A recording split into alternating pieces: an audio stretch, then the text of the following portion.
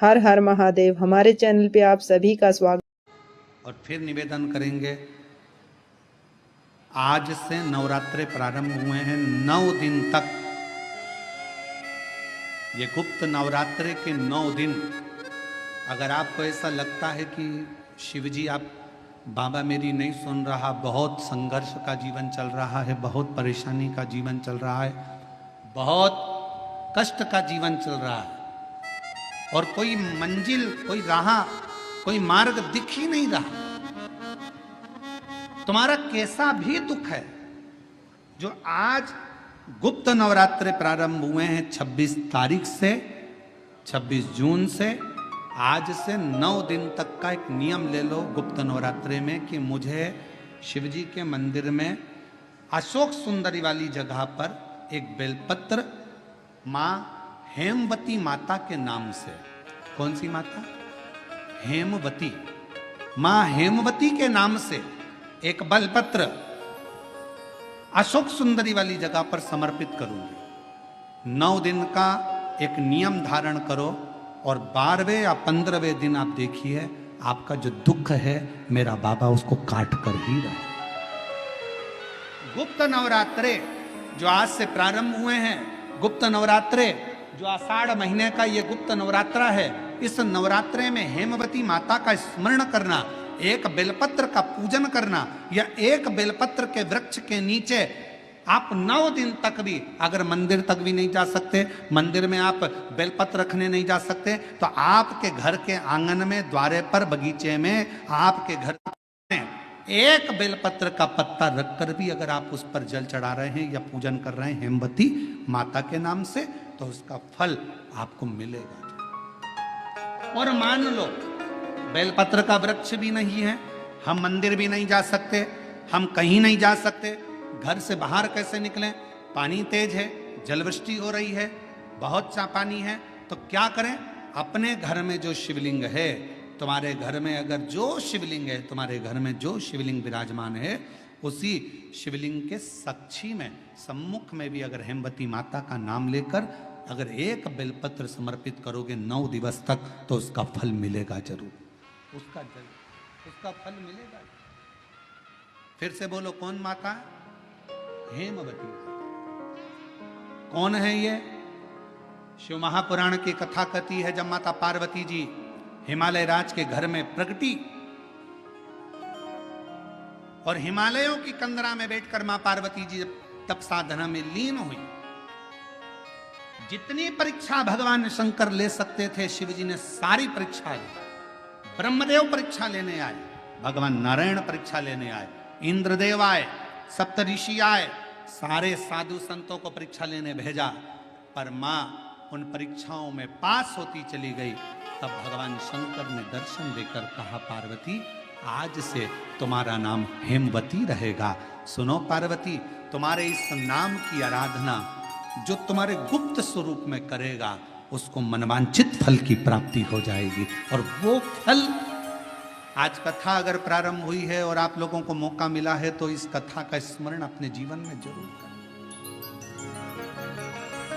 क्या पता भोलेनाथ जी ने बेजापुर वालों पर भारी कृपा करी है, बहुत बड़ी कृपा करी, जो नवरात्र में कथा मिली और आप लोगों को ये कथा का चरित्र श्रवण करने को पहले दिन ही मिल गया। बीच में मिलते तो 2-3 दिन निकल गए होते। रहो परिवार में, कुटुंब में, नातों में, रिश्तों में। कोई तुमसे कह दे कि तुम अपना घर छोड़ दो, तो कह देना सीवर वाले महाराज ने मना करा, मैं अपना घर नहीं छोड़ सकती। कोई तुमसे कह दे कि तीर्थ में जाकर बैठ जाओ, तो मना कर देना, हमारे बस की बात नहीं है तीर्थ में बैठना। कोई तुमसे कहे किसी नदी के तट पर जाकर बैठ जाओ, सन्यासी बन जाओ, संत बन जाओ, साधु बन जाओ, तपस्वी बन जाओ, साधक बन जाओ, उपासक बन जाओ, मना कर देना, हमारे बस का कुछ भी नहीं है। शिव महापुराण की कथा तो कहती है, शंकर का एक तत्व अपने भीतर धारण करो। शिवजी अपनी अर्धांगिनी धर्मपत्नी के साथ रहते हैं, शिवजी अपने बच्चों के साथ रहते हैं। 33 कोटि देवताओं में केवल एक देवाधिदेव महादेव ऐसे हैं जो अपने पूरी विथ फैमिली पुजाते हैं। विथ फैमिली, पूरा परिवार भगवान शंकर किसी देवता का परिवार पूरा पूछते हुए बता दो।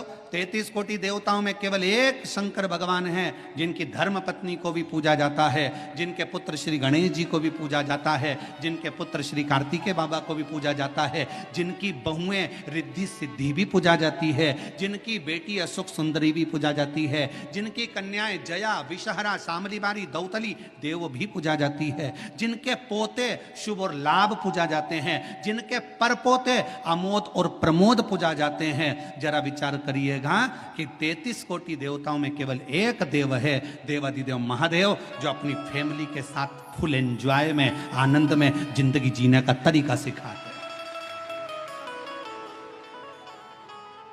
केवल शिव।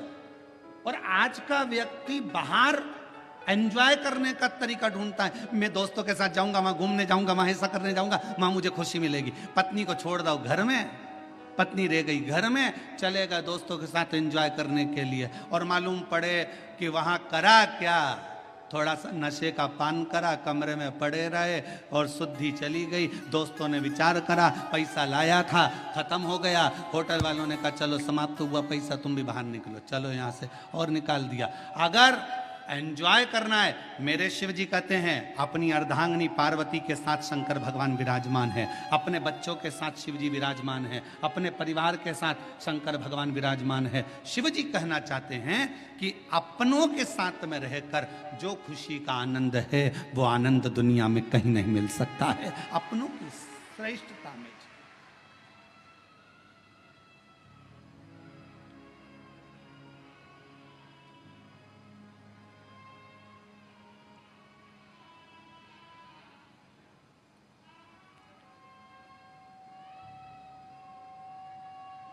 कल हमको बड़ा अच्छा लगा। हम संचेती परिवार में जब आए तो हमने पूछा ये सब लोग जो खड़े हैं कौन है, तो कहा, विशाल जी बोल रहे थे ये काका जी हैं, ये काकी जी हैं हमारे। अच्छा, ये हमारे ये हैं, ये हमारे वो हैं। अच्छा, हमें समझ में इतनी प्रसन्नता हो रही थी कि बताओ, पूरा परिवार एक जगह पर, और उसमें भी भगवान की अविरल भक्ति और शिव महापुराण की कथा और बेजापुर का क्षेत्र, ये जीवन का एक आनंद प्रदान करने वाला, एक सुख देने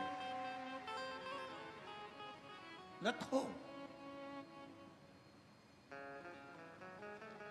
और शंकर जी के परिवार में एक चीज और है, थोड़ा सावधानी रखिएगा, सबको निभा के चलना है। जगत जननी दुर्गा भवानी बैठती है काय पर, जम के बोलो, शेर पर।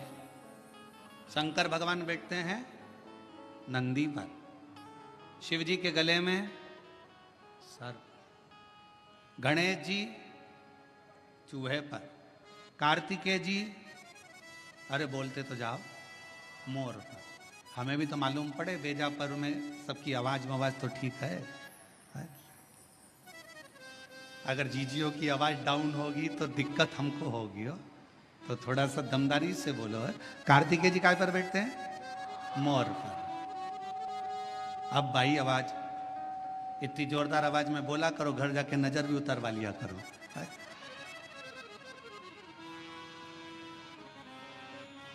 सब बैठे हैं। शिव जी नंदी पर है, मां जगतजननी दुर्गा भवानी शेर पर है। शेर नंदी को नहीं छोड़े अगर समय मिल जाए तो, सर्प चूहे को नहीं छोड़े, मोर सर्प को नहीं छोड़े, सब दुश्मन। पर घर में एक बुजुर्ग, घर में एक बड़ा ऐसा होता है, उस बुजुर्ग के, उस बड़े के होने का सबसे बड़ा फल यह होता है कि शेर नंदी को नहीं, सर्प चूहे को नहीं, मोर सर्प को नहीं खा सकता, क्योंकि वहां बुजुर्ग का कंट्रोल, घर के बड़े का एक संयम इतना प्रबल होता है कि एक दूसरे को कोई नुकसान नहीं पहुंचा सकता। कोई नुकसान नहीं। हम नुकसान कब भोगते हैं? शिव महापुराण की कथा में बीड़ में एक बात कही थी, जब अपने घर के लोगों की बात, अपने माता पिता की बात, अपने घर के बुजुर्गों की बात जब हर हर महादेव। हमारे चैनल पे आप सभी का स्वागत